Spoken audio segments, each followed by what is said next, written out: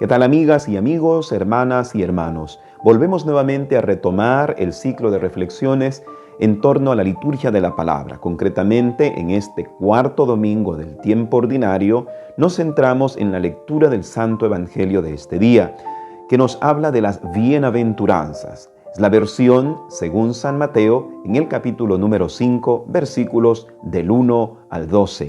Vamos a considerar algunas claves que nos podrían ayudar a contemplar de mejor manera este texto. La primera de ellas es que las bienaventuranzas se nos presentan como complemento a la antigua ley. Como muy bien nosotros sabemos, en el Antiguo Testamento se nos hace ver que en un determinado momento de la historia de la salvación, Moisés sube a un monte, el llamado Monte Sinaí, para recibir las tablas de la ley, que simbolizan un camino a proceder por el ser humano para acercarse a Dios. Este camino le ayuda al ser humano a evitar todo aquello que, moralmente hablando, le afecta en su vida concreta para el encuentro pleno con Dios. Por lo tanto, los 10 mandamientos es un camino que nos invita a ir evitando todo aquello malo que podemos evitar.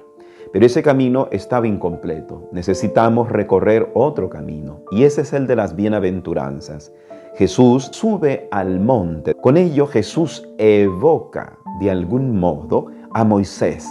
Moisés, que en un primer momento recibió la antigua ley, está de alguna manera significando a Jesucristo, que ahora, en este nuevo subir al monte, vuelve nuevamente a enseñar una nueva ley, la ley de las bienaventuranzas, que ya no solamente contienen el mal que hemos de evitar, sino sobre todo la actitud que hemos de tener ante el mal que no podemos evitar. Y es que cuando queremos ser fieles al Señor, fieles a la verdad o a los valores del reino, también vamos a experimentar sufrimiento. A ese sufrimiento se refiere Jesús cuando dice: dichosos los que lloran, porque serán consolados. Dichosos los que sufren hambre y sed de justicia. Dichosos los que son perseguidos, calumniados por causa de mi nombre. Porque cuando queremos hacer las cosas bien, muchas veces vamos a experimentar la contrariedad de este mundo, la contrariedad de aquellos que aún no conocen los valores del reino o aunque conociéndolos los rechazan. También está el hecho de que muchas veces quizás vamos a experimentar ciertos sufrimientos porque en este mundo siempre, tarde o temprano, el sufrimiento tocará a la puerta de nuestra existencia. Por eso las bienaventuranzas se nos muestran como un camino, como una actitud sabia del espíritu para afrontar aquellos males que no podemos evitar y que debemos afrontar, como Cristo afrontó también su cruz, su soledad en el Monte Calvario. Por lo tanto, si bien es importante evitar el mal que podemos evitar, también es importante tener una actitud oportuna y prudente ante el mal que no podemos evitar y que necesitamos afrontar para poder alcanzar la felicidad. De entrada, entonces, se nos está proponiendo en el texto de las bienaventuranzas que la felicidad pasa por el sacrificio. En esta historia que nos toca vivir, la felicidad auténtica no se logra de modo rápido y sin sacrificio, aunque el mundo nos propondrá siempre una felicidad rápida y al mismo tiempo en donde el sufrimiento no cabe. Pero a la larga esa felicidad no es auténtica felicidad, porque así como llega, así también se irá. Así pues, si necesitamos evitar el mal que podemos evitar y tener la actitud adecuada y oportuna frente al mal que no podemos evitar, también hemos de decir que el cuadro lo complementan las obras de misericordia, que es el bien que hemos de hacer de modo oportuno. Así tenemos de modo completo, prácticamente en resumen, todo lo que el cristiano ha de vivir, ha de practicar, aquello que ha de evitar, aquello que ha de afrontar con una actitud prudente y aquello que ha de hacer. Eso se resume en los mandamientos, las bienaventuranzas y en las obras de misericordia, tanto corporales como espirituales. Podemos hablar de una segunda clave que dilucidamos a partir de esta primera que hemos comentado. Las bienaventuranzas cuestionan también nuestros presupuestos o parámetros meramente humanos y mundanos que a veces tenemos para concebir la felicidad. Por eso las bienaventuranzas nos plantean que feliz no es aquel que todo lo tiene, feliz no es aquel que todo lo logra, feliz no es aquella o aquel que siempre logra estar en un perenne estado de gusto y de placer.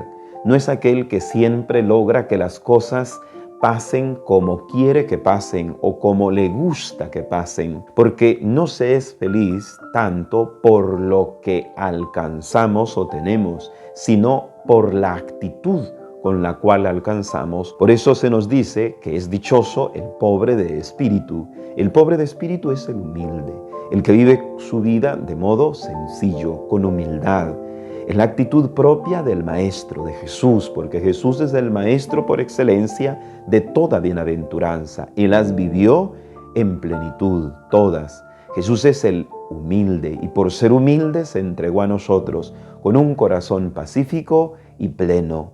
Porque aunque no tenía grandes cosas, no tenía ni dónde reclinar la cabeza, pero se poseía a sí mismo. Ahora bien, Jesús no solo se posee a sí mismo, sino que porque se posee es capaz de darse a los demás, entregarse. Todo esto a partir de su pobreza de espíritu, es decir, de su humildad, porque esto es lo que otorga una dicha sublime al corazón del ser humano. Hay muchos de nosotros, seres humanos, que ni nos poseemos y por no poseernos no somos capaces de darnos a los demás, porque somos poseídos por lo que poseemos. Y este ya es un problema que causa en nosotros una gran insatisfacción, una infelicidad. Jesús es limpio de corazón y por eso tiene una dicha. La limpieza del corazón tiene que ver con las buenas intenciones, tanto en el plano afectivo sexual como también el de las intenciones volitivas. Jesús tiene siempre intenciones sinceras y nobles.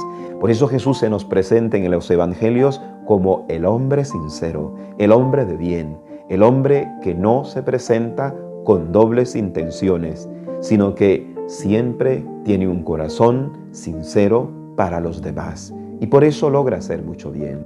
Jesús también es aquel que practica la misericordia, que tiene hambre y sed de justicia y por eso sabe tratar bien a los que el mundo margina, a los que la moralidad excesiva o la religiosidad malentendida marginaba. Jesús es el que se muestra compasivo, cercano, con los más vulnerables y los más marginados de aquel entonces y de siempre. ¿Por qué? Porque es misericordioso, porque tiene hambre y sed de justicia. En Jesús pues contemplamos el modo en cómo vamos alcanzando felicidad, porque la felicidad no se logra siendo altaneros, siendo soberbios, siendo pedantes o siendo vengativos. El vengativo a la larga sufre más, el pedante a la larga sufre más. De este modo pues, en Jesús contemplamos las bienaventuranzas como un camino de auténtica felicidad, porque como hemos dicho hace un momento, la felicidad no está tanto en lograrlo todo, en alcanzarlo todo, en tener todo de modo bonancible o como nos gustaría tener, sino con qué actitud vivimos todo lo que vivimos, todo lo que tenemos. Y el mundo nos plantea cuestiones diferentes a la bienaventuranza. Por ejemplo, no se promueve ser de espíritu pobre, es decir, ser humilde. Al contrario, se nos presenta que el más soberbio, el más pedante, es el que al final estratégicamente logra siempre imponerse y lograr aquello que se propone. O también el mundo no nos promueve, por ejemplo, valorar el llanto. A veces incluso se dice que no hay que llorar. De modo machista se le enseñaba o se le enseña muchas veces a nuestros niños que no deben llorar. Hoy de hecho hay una canción muy famosa que está en un boom mediático que dice que las mujeres tampoco tienen que llorar, o mejor dicho, que las mujeres no lloran. Como que si el llorar o expresar los sentimientos a través del llanto siempre fuera sinónimo de debilidad. Si bien es cierto, hay un llanto que puede ser hasta patológico, o hay un llanto que debemos de evitar o debemos superar porque no nos ayuda al crecimiento de nuestro ser, de nuestro equilibrio emocional, espiritual, pero eso no significa que todo llanto sea símbolo de debilidad. Hay un llanto que de hecho es símbolo de fortaleza interior. No todo llanto es símbolo de pequeñez. Hay un llanto que también es signo de grandeza de espíritu. Por ejemplo, está ese llanto que nos conmueve al ver nuestra condición de pecadores, nuestra injusticia para con Dios y para con los demás. Es ese que nos hablan los grandes místicos en la historia de la iglesia, eso que le llaman ellos el don de lágrimas, que nos hace reconocer el amor infinito de Dios a nuestras vidas y la injusticia que nosotros a veces cometemos porque somos tan olvidadizos de ese amor, porque somos tan inconscientes de ese amor que Dios nos da. Ese don de lágrimas es el que nos hace consciente de nuestras miserias, de nuestros pecados y que nos ayuda de un modo u otro a abandonarlos, a luchar contra ellos con tesón, con gran esfuerzo y valentía. Ese llanto no podemos llamarle que sea fuente o que sea signo de debilidad, es todo lo contrario, es signo de fortaleza, de valentía, de toma de conciencia de mi propio yo pecaminoso y al mismo tiempo que me llena de valentía para afrontar todo eso. O también está el llanto empático que nos presenta el texto, por ejemplo, de San Juan en el capítulo 11 y que lo vivió el mismo Jesucristo. Jesucristo llora ante la muerte de Lázaro, pero no se queda solo en ese llanto, sino que ese llanto es motivo, ese llanto es causa de alguna manera para empatizar ante el dolor de las hermanas de Lázaro y con Lázaro mismo. Y por eso Jesús, después de que ha llorado, pide a Lázaro salir fuera, pide que se quite la piedra y resucita a Lázaro, es decir, saca de la condición de muerte a Lázaro. Esto es un símbolo del llanto empático, ese llanto que nos hace conmovernos, como el padre se conmovió cuando vio a su hijo que volvió, el hijo pródigo, que nos presenta también San Lucas en el capítulo número 15 de su evangelio.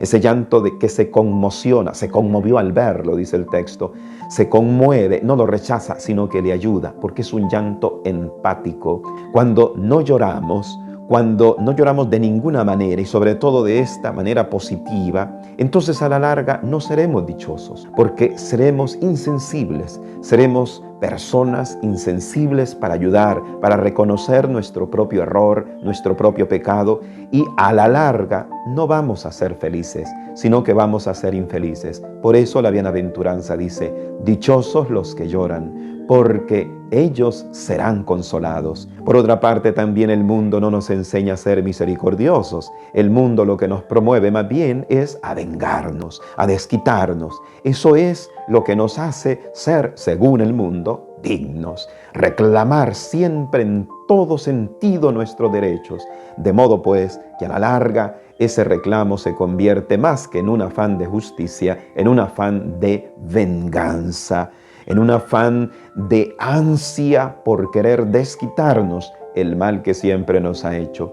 El mundo nos promueve no la misericordia, sino la venganza, el odio, el desquite. El mundo no nos promueve, por ejemplo, ser limpios de corazón, todo lo contrario, sino a tener un corazón lleno de desorden interior para satisfacer nuestros deseos, nuestros instintos o nuestros placeres, incluso más bajos, porque el mundo no promueve tener un corazón limpio, es decir, intenciones nobles y sinceras. Por eso la propuesta de Jesús va contra la mentalidad de nuestro mundo, de nuestras sociedades. Por eso, como creyentes, como iglesia, hemos de aprender lo siguiente. Dichosa es la iglesia pobre de espíritu y de corazón sencillo, que actúa sin prepotencia ni arrogancia, sin riquezas ni esplendor, sostenida por la autoridad humilde de Jesús, porque de ella es el reino de Dios. Dichosa la iglesia que no está llena de privilegios, de soberbia y de poder, y que llora con los que lloran, pues podrá comprender mejor la situación de los llamados perdedores y débiles de nuestro mundo, y un día será consolada por Dios. Dichosa la iglesia que renuncia a imponerse por la fuerza o con el sometimiento. Antes bien, actúa practicando siempre la mansedumbre de su Maestro y Señor Jesucristo. Heredará un día la tierra prometida. Dichosa la iglesia que tiene hambre y sed de justicia dentro de sí misma y para el mundo entero, pues buscará su propia conversión. empezando también a trabajar por una vida más justa y más digna para todos, principalmente por los más necesitados, y su anhelo será saciado por Dios. Dichosa la iglesia compasiva que renuncia al rigorismo y prefiere la verdadera misericordia antes que los sacrificios hechos con vanidad, pues acogerá a los pecadores y no les ocultará la buena noticia de Jesús. Ella alcanzará de Dios la misericordia. Dichosa la iglesia de corazón limpio y conducta transparente, que no encubre sus propios pecados y no promueve el secretismo, pues caminará en la verdad de Jesús y un día verá a Dios. Dichosa la iglesia que trabaja por la paz y su lucha es siempre contra las guerras, que une los corazones y siembra concordia, pues contagiará de paz, de la paz de Jesús, que el mundo no puede dar, y ella será llamada hija de Dios. Dichosa la iglesia que sufre hostilidad y persecución a causa de la justicia, sin rehuir al martirio, pues sabrá llorar con las víctimas y conocerá la cruz de Jesús, y ella seguirá la promesa eterna. Que Dios pues nos ayude a todos a vivir el espíritu de las bienaventuranzas, que son la plenitud a la antigua ley de Moisés.